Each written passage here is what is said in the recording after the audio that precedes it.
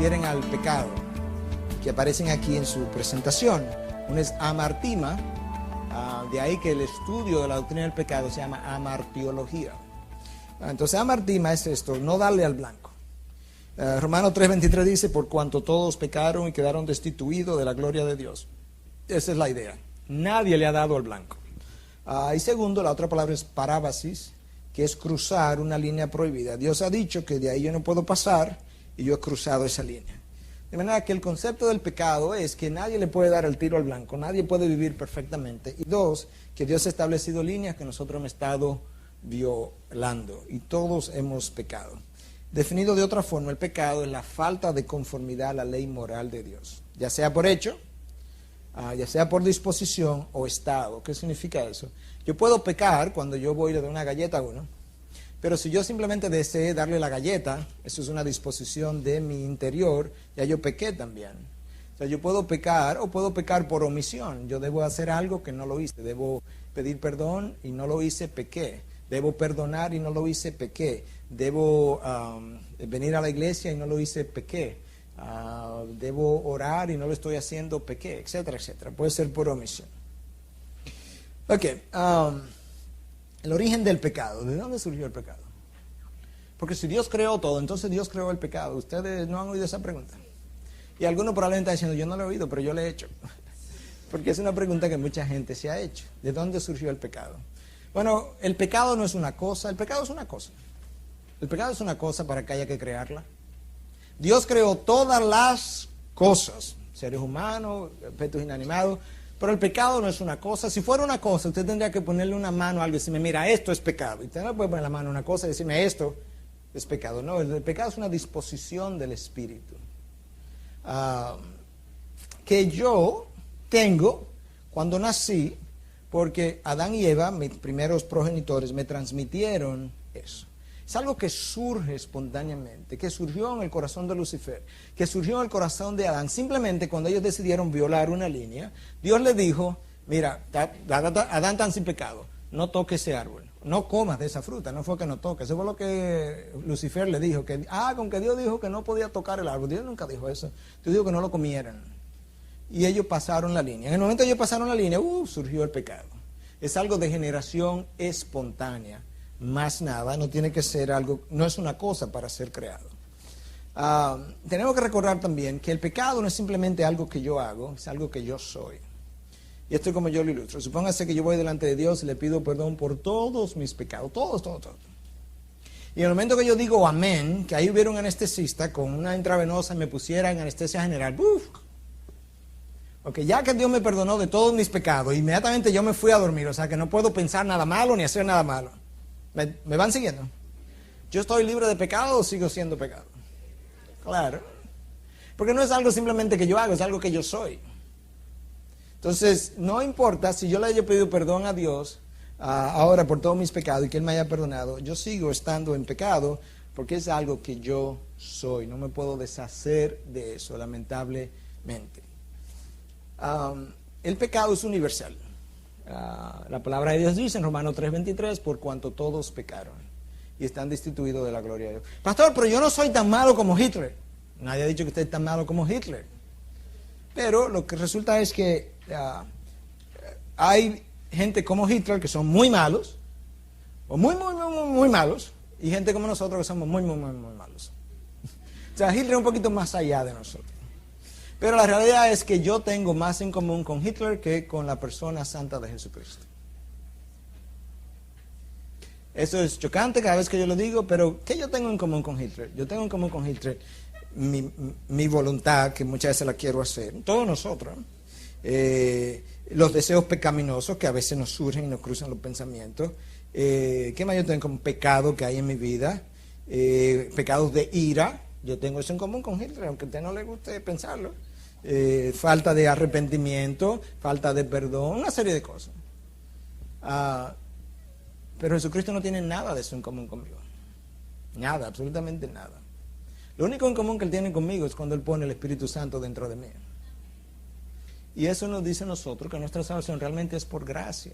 Bueno, pero no todo el mundo es igual de malo. No, es verdad. Si usted pone a Dios en el ensancho Sama, de aquel lado del río, y usted pone al hombre de este lado del río, y usted dice, bueno, ok, vamos a tratar de llegar a donde está Dios, y entonces viene un campeón de salto y da un brinco y brinca a 15 metros hacia allá. Blue se cayó y se ahogó en el agua. Y viene otro campeón, un campeón mundial. Después viene un campeón dominicano y salta y 10 metros y Blue se ahogó en el agua. Y luego vengo yo, que nunca he saltado nada, y brinco y salto 1,5 metros y Blue me caí y me ahogué. ¿Cuál de los tres se ahogó más? ¿Verdad? Entonces eso es. Sí, es verdad que Hitler era malísimo y otros son menos malos, pero los tres están condenados, están destituidos de la gloria de Dios, nadie llega al otro lado, todos estamos ahogados. Entonces esa es la idea. ¿Ok? Ok. ¿Cómo yo sé que el pecado es algo que Dios odia, que detesta? Bueno, cuando un Dios que es todo misericordioso se dispone a hundir en agua un planeta entero y acabar con la vida de todo el mundo, excepto 8 personas, por el pecado es serio. ¿Usted no cree? Cuando un Dios que es inmensamente misericordioso dice, este mundo está lleno de pecado, me voy a llevar a todo el mundo, hombre, mujer, niño, anciano, todo el mundo, voy a dejar 8 gente, usted sabe que el pecado es serio. Que tiene que ser algo que Dios odia mucho. Cuando yo lo veo así teológicamente, digo, sí, es verdad. Pero el problema es que esta noche o mañana yo voy a comenzar a pecar y yo tengo que recordar que cada vez que yo hago algo de este tipo es algo que Dios odia. Otra cosa que me dice a mí lo odioso que es el pecado para Dios es el infierno. Que un Dios todo misericordioso está dispuesto a mandar miles, millones de personas al infierno para el resto de la eternidad simplemente porque pecaron, me dice a mí que el pecado es serio. La razón por la que la gente va al infierno es una sola cosa: el pecado. Y lo otro que me habla a mí de lo malo que es el pecado para Dios es que la única razón por la que Cristo lo masacraron tan brutalmente en la cruz es porque yo merecía ese castigo y Dios decidió ponérselo en la espalda a su Hijo. Lo que Dios me está diciendo cuando masacran a Jesús de esa forma, oye, así de malo es el pecado. El pecado es tan malo que eso es lo que tú mereces, pero se lo voy a poner a mi Hijo en la espalda. Esas 3 realidades, el diluvio, el infierno y la crucifixión de Cristo, a mí me hablan de lo horrendo que es el pecado delante de Dios. No importa cuál pecado, hermano. Los efectos del pecado en la naturaleza del hombre, el entendimiento del hombre quedó entenebrecido. Todo eso, cuando yo lo veo teológicamente, digo, wow, sí, es verdad. El problema es que todo eso es parte de la condición en la que yo quedé cuando yo heredé el pecado de Adán y Eva, con ese corazón y con ese entendimiento. El hombre vive engañado, es otro de los efectos del pecado. Jeremías 17:9 dice que el corazón es engañoso, ¿quién puede curarlo? El corazón de todo el mundo es engañoso. Una de las cosas más comunes es que nosotros nos autoengañamos. Y es tan común el autoengañarse que cuando yo estoy autoengañado, yo no sé que estoy autoengañado. ¿Te entendió eso? Cuando yo estoy autoengañado, yo peleo en contra de que yo estoy autoengañado cuando alguien me lo dice. ¿Por qué? Porque yo estoy tan autoengañado que yo no lo creo ni lo veo. Pero eso es una gran realidad. Nosotros somos maestros, tenemos PhDs en autoengaño. El hombre perdió su capacidad de discernir espiritualmente. 1 Corintios 2:14. El hombre natural no entiende las cosas de Dios porque tienen que ser espiritualmente discernidas. Y finalmente la voluntad quedó esclavizada. Ese último punto es clave para la próxima sección, la sección de la salvación. La voluntad del hombre, yo tengo que leerlo, porque si nosotros no entendemos esto, no vamos a entender o a creer la próxima sección. La voluntad del hombre no es libre conforme a la palabra de Dios. La voluntad del hombre quedó atada al pecado irremediablemente. Segunda de Timoteo 2:25 y 26. Dice, corrigiendo tiernamente a los que se oponen, por si acaso Dios les da el arrepentimiento que conduce al pleno conocimiento de la verdad. Y aquí viene. Y volviendo en sí, escapen del lazo del diablo, habiendo estado cautivos de él para hacer su voluntad. ¿Lo oyeron? Y volviendo en sí, que puedan escapar del lazo del diablo porque están cautivos de él para hacer su voluntad.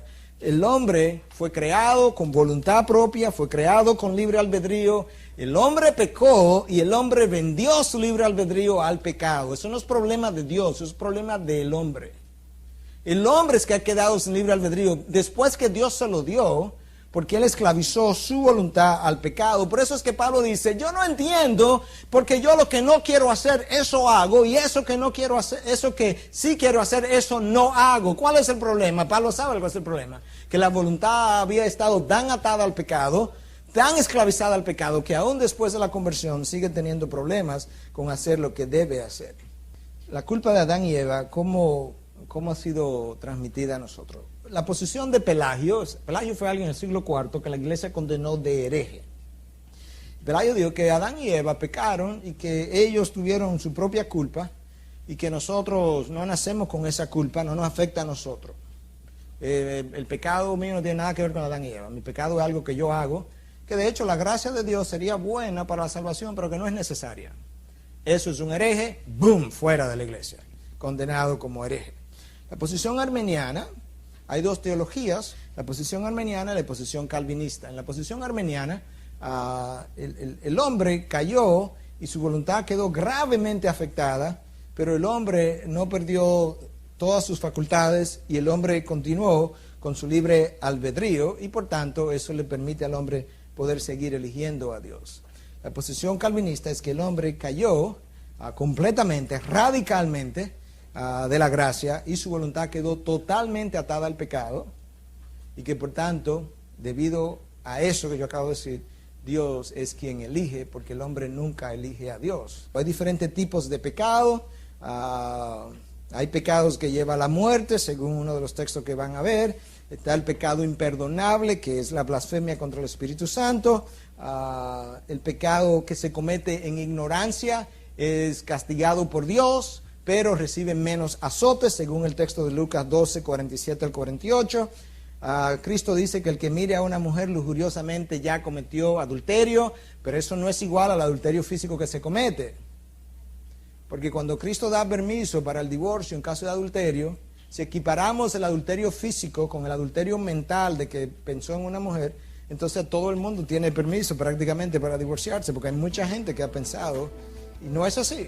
Entonces hay diferentes tipos de pecado, pero cada pecado es contra la voluntad y la santidad de Dios y es gravoso para Dios.